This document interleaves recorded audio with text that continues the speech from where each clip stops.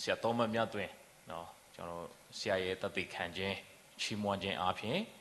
ခွန်အားယူတည်ဆောက်ဖို့ဖြစ်ပါတယ်လို့နော်ဆရာကိုအချိန်ပေးပါတယ်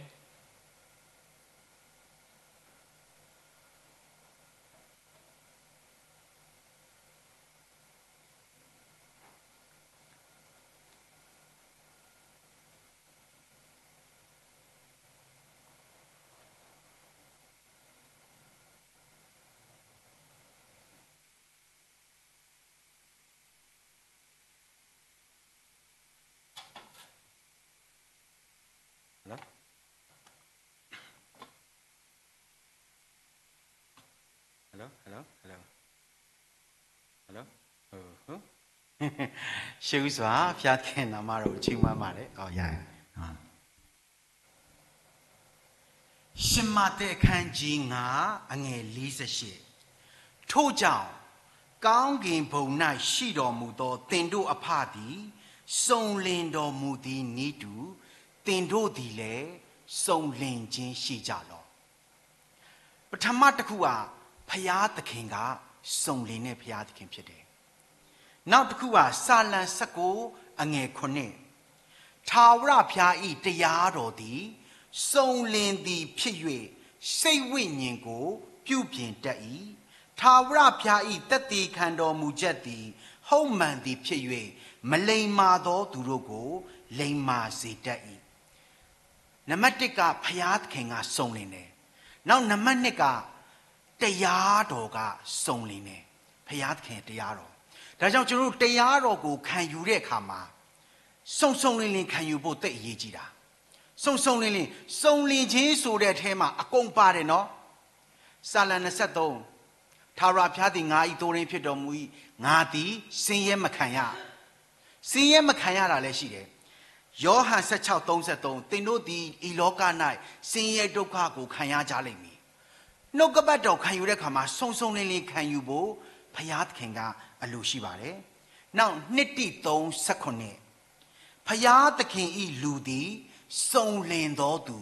ကောင်းသောအမှုအမျိုးမျိုးတို့ကိုပြုစုခြင်းအလို့ငါပြင်ဆင်သောသူဖြစ်မိအကြောင်းအပြစ်ကိုဩဝါဒပေးခြင်းအပြစ်ကိုဖော်ပြခြင်းဖြောင့်မတ်စွာပြုပြင်ခြင်းတရားကိုသွန်သင်ခြင်းကျေးဇူးများကိုပြုတတ်၏နှစ်တိ3:16မှာဆိုရင်ထိုကျမ်းစာရှိသမျှသည်ဖယားသခင်မှုတ်သွင်းတော်မူသောအားဖြင့်ဖြစ်၍ဖယားသခင်လူတွေစုံလင်ဖို့ဖယားသခင်ကအလိုရှိပါတယ်ကျွန်တော်အသက်တာမှာစုံလင်တဲ့အသက်တာဖြစ်ဖို့ဖယားသခင်ကအလိုရှိပါတယ်နောက်တမန်ကျမ်းစာထဲမှာဆိုရင်ပထမတစ်ယောက်အာဗြဟံကကဘာဦးကျမ်း73နှစ်မှာထိုအခါအာဗြဟံသည်တိုးနွားစသည်တို့ကို၎င်းရွှေငွေတို့ကို၎င်းအလွန်ရတတ်၏အပြင်အရာလည်းပြည့်စုံတယ်နောက်ဘုရားသခင်ကသူ့ကိုဘာပြောလဲဆိုတော့ကပောက်ကျမ်း7အငယ်1မှာငါသည်အနန္တတကိုးရှင်ဘုရားသခင်ဖြစ်၏ငါရှေ့မှာတွာလာ၍စုံလင်ခြင်းရှိလော့ပြည့်စုံတယ်လို့စုံလင်ခြင်းရှိဖို့ဘုရားသခင်ကအလိုရှိပါတယ်ဒါကြောင့်ဘုရားသခင်ချစ်ချင်းမြတ်တာပေါ်မှာကျွန်တော်အသက်တာကိုယက်တည်ဖို့စုံလင်တဲ့ချစ်ချင်းမြတ်တာပေါ်ယက်တည်ဖို့ဘုရားသခင်ကအလိုရှိပါတယ်နောက်ကျမ်းပိုင်လေးတစ်ပိုက်ကျွန်တော်ဖတ်ပြမယ်နော်ရာဇဝင်ကျုပ်ဒုတိယစာအခန်းကြီး16အငယ်9ထာဝရဘုရားသည်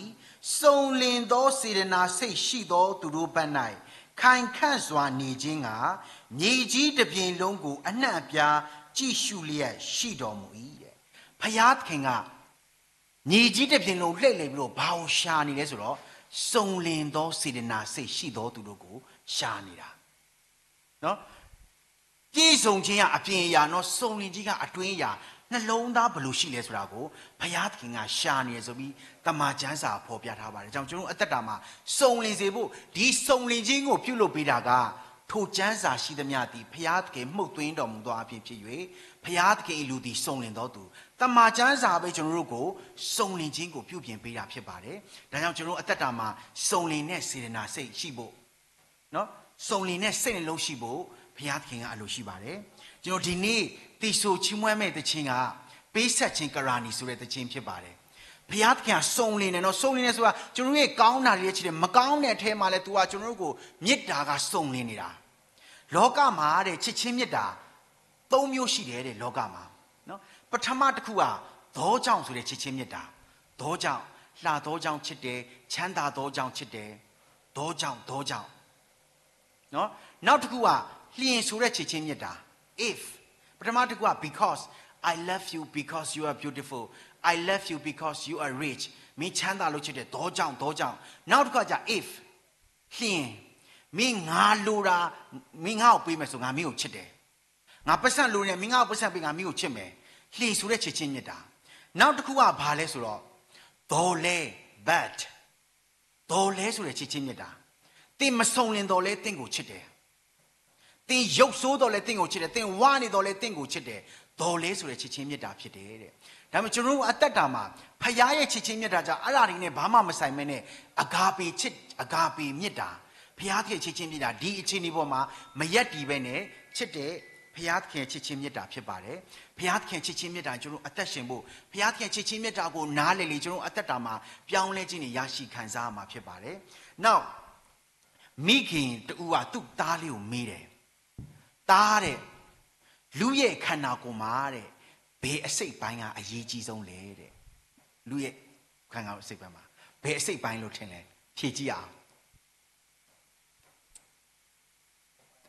သူ့သားလေးကဖြေတာမျက်လုံးနဲ့သူ့မရအောင်ညာလေးဆိုရည်တယ်သူ့မရဒါပေမဲ့အဖြေမပြောခေါင်းမဲခါပြတယ်နှရွက်တယ်ခေါင်းမဲခါပြလက်တယ်ခေါင်းမဲခါပြချစ်ဖြေတာသူ့မရလေနောက်ဆုံးဘာဖြေလဲဆိုသူ့မရဒါတဲ့လူခန္ဓာကိုယ်မှာတဲ့အရေးကြီးဆုံးအင်္ဂါစင်ကဘာလဲဆိုတော့တဲ့ပခုံးဖြစ်တယ်တဲ့ဘာတာအသက်ကြီးလာမှသိမယ်တဲ့ဘဝအသက်တာမှလीပခုံးအစအကျော်တိတ်မစင်းစားမိဘူးမို့အင်္ဂါအစိတ်ပိုင်းညာအကုန်လုံးအရေးကြီးတာကြီးပဲဒါပေမဲ့ तू အမေဖြေတဲ့ဟာပခုံးဆိုတော့မဟုတ်ဘူးတဲ့ဘဝအသက်တာမှာငိုကြွေးရမယ့်အချိန်မှာမိတွယ်မဲ့ပခုံးလေးတစ်ခုကတိတ်အရေးကြီးတယ်တဲ့ဘဝအသက်တာမှာကျွန်တော်တို့မှာကြတော့နော်မိခွာပခုံးတော့ပခုံးလေးကဘာမှမဟုတ်ဘူးထင်ပေမဲ့ငိုကြွေးတဲ့ခါမှာနှစ်သိမ့်တဲ့ခါမှာဒီပခုံးလေးကအမြဲနှစ်သိမ့်ခြင်းကိုပေးတာ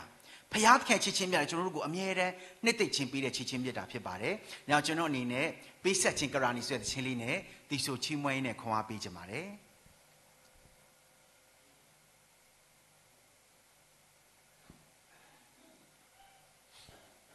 Hello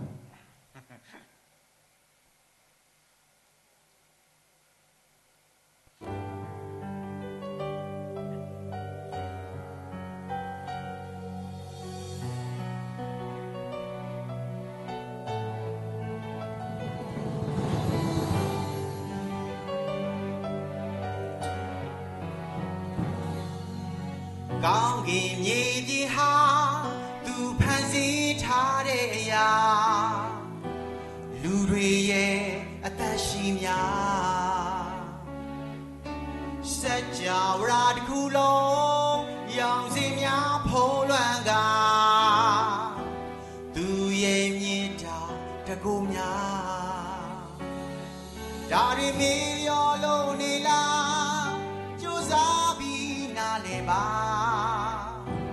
တို့ထွက်တော်ပြေဆုံးပြီစားစရာနေစရာနဲ့အချိန်မှစားတော့ခွင့်ကိုဘိုးတော်ရှင်ကပေးနေတယ်ကောင်းကင်နိုင်ငံအတွက်အိုထာဝရသက်ပေးတယ်ချီးမွမ်းလို့ကိုနိုင်အောင်မလားဒီလိုကျေးဇူးမြတ်တာများတတိယလို့နားလေပါပေးစဖို့အချိန်ရှိတော့မှာကရာနီမှာအသွေးသွန်ခဲ့တော့ကဲတီကြီးရဲ့နေကိုတတိယပါဒီမြေမှာအပြည့်တွေလွှမ်းခြုံထားအသွေးနဲ့ရွေးကကဲခဲ့ပြီ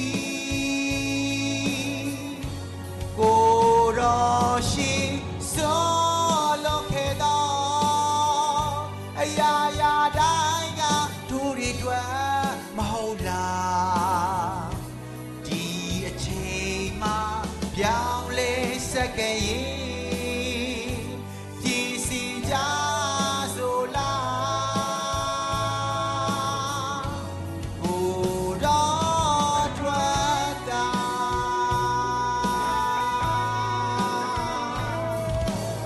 အိုးငါဝိညာဉ်ထာဝရဘုရားကိုကောင်းချီးပေးလော့ကျေးဇူးတော်ပေါင်းကိုမမေ့မလျော့နဲ့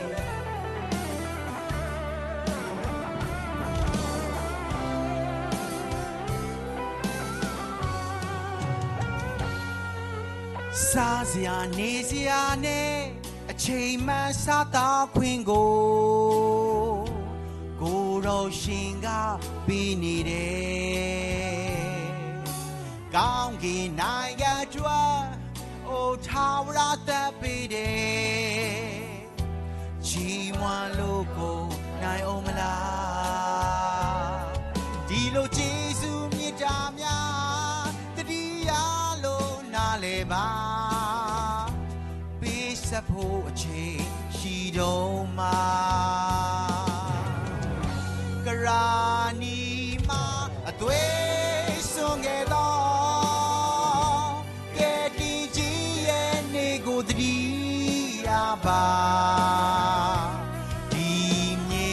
မှာအပြည့်တွေလွှမ်းခြုံခါအသွေးနဲ့ရွေးကကဲခဲ့ပြီကိုတော်ရှိစိုးလို့ခဲ့တော့အရာရာတိုင်းကတို့တွေတွေ့မဟုတ်လားဒီအချိန်မှာပြောင်းလဲစက္ကန့်ရင်ပြည်စီကြဆိုလားကိုတော်ထွက်တာ